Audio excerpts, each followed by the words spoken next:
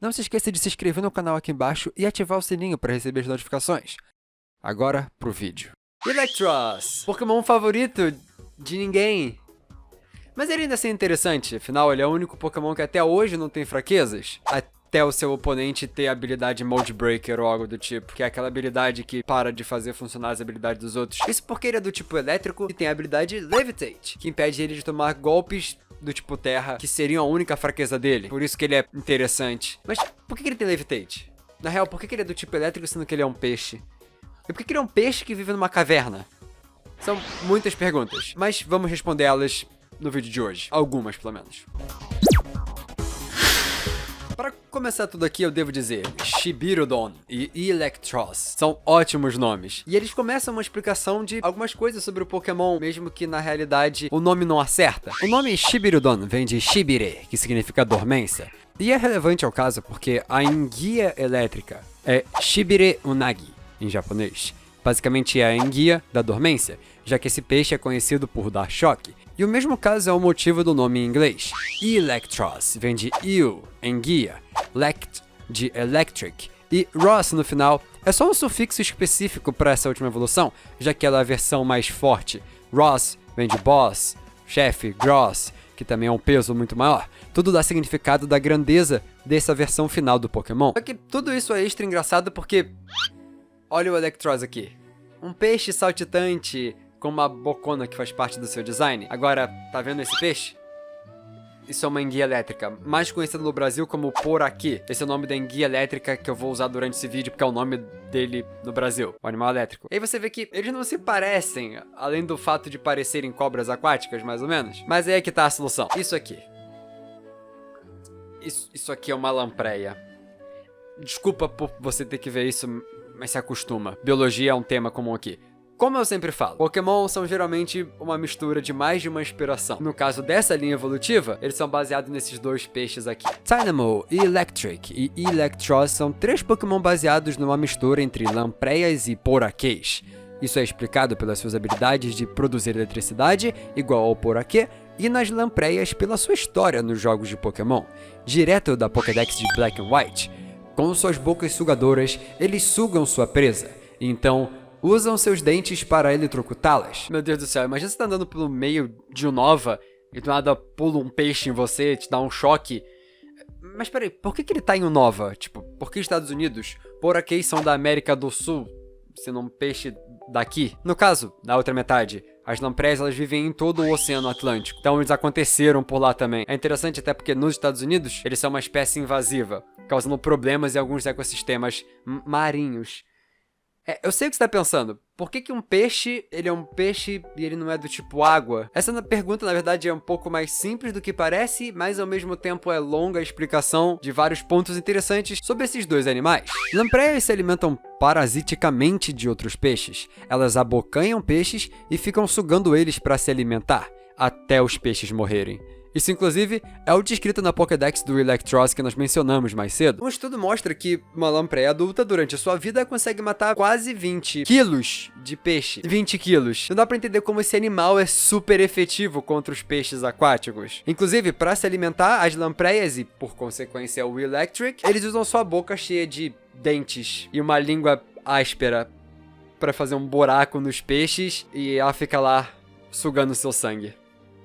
Mas no caso do Pokémon, como ele não tem tantos dentes até pra não ficar coisa mais monstruosa e horrorosa que a humanidade já viu, ele usa um ácido. Por isso eles aprendem golpes como Acid, Acid Spray, Gastro Acid. São golpes venenosos, ácido corrosivo, ácido gástrico, tudo pra poder corroer os outros seres e conseguir parasitá-los. Learn Set, que são os golpes que o Pokémon aprende por aumentar o nível, esses Learn Sets originais de um Pokémon sempre contam algo sobre a sua temática de criação. Então por isso ele tem esses golpes venenosos. Tem a ver com o Pokémon e como ele vive, como ele se alimenta. Ou você acha que, por exemplo, o Crunch que ele tem tá aí por nada? É a versão com menos dentes do que ele pode fazer. Mas não só Learn Set serve pra entender eles. Sabe uma coisa muito legal da área onde ele é encontrado?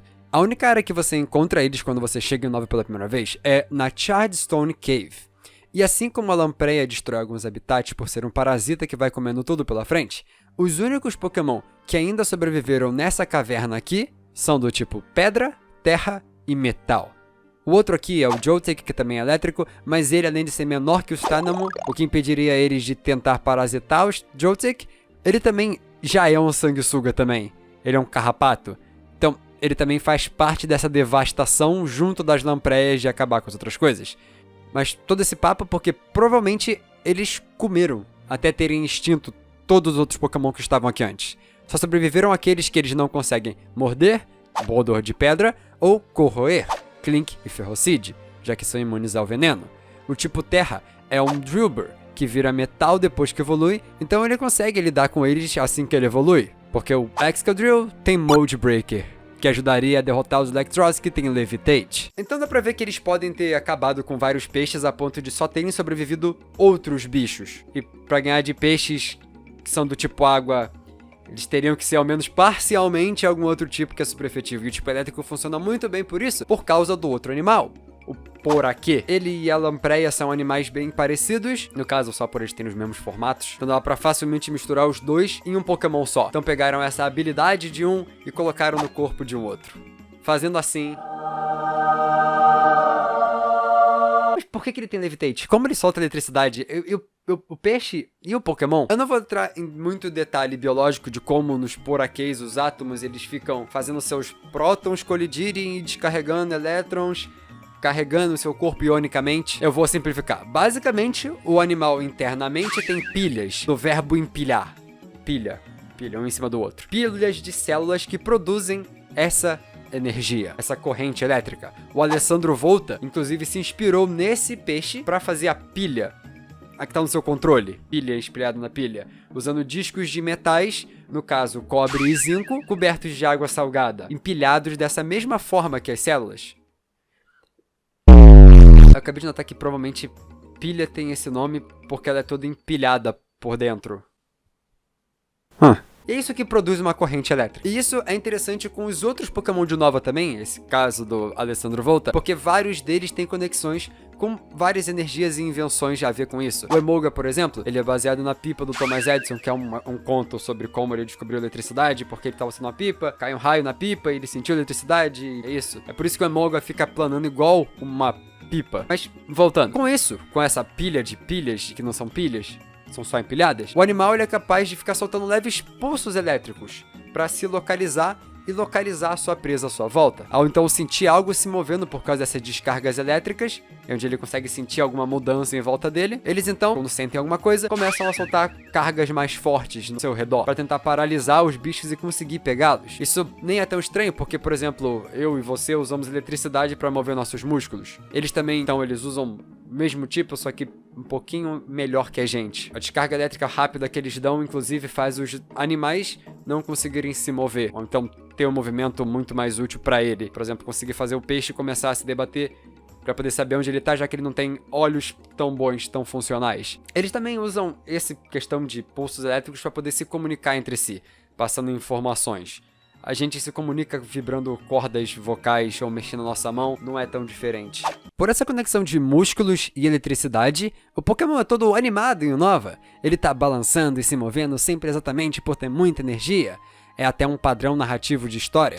Personagens que usam poderes de eletricidade são sempre rápidos. E a gente falou do Electric e do Electros, mas o que o Tynamo tem pra contar pra gente de interessante? Vamos pra Pokédex dele de Pokémon Black and White também? Um desses sozinho não tem muita energia, mas uma corrente de vários Tynamo podem ser tão fortes quanto um raio. Alguns Poraquês caçam em grupo também. Vários grupos deles em habitats em lagos menores, onde eles dividem seus habitats com alguns peixes ou outros animais que geralmente são maiores do que eles. E nesses casos é um pouco mais interessante, porque se entra um bicho no seu habitat, entra alguma coisa na água que eles estão querendo comer, eles ficam revezando em soltar descargas elétricas para poder todo mundo junto paralisar o bicho, que nem a gente falou antes, para comer. E por essa quantia de bichos diferentes soltando descargas elétricas, eles acabam causando espasmos muito fortes em alguns peixes, em alguns casos eles acabam até voando pra fora. Será que é por isso o Levitate? Além, claro, a lógica do Levitate, o magnetismo. É só lembrar da Chardstone Cave, que é o lugar onde você encontra ele pela primeira vez em Nova. O Black and White 1, inclusive, é o único lá que você encontra ele. A polaridade do bicho pode ser a mesma da do lugar onde ele tá,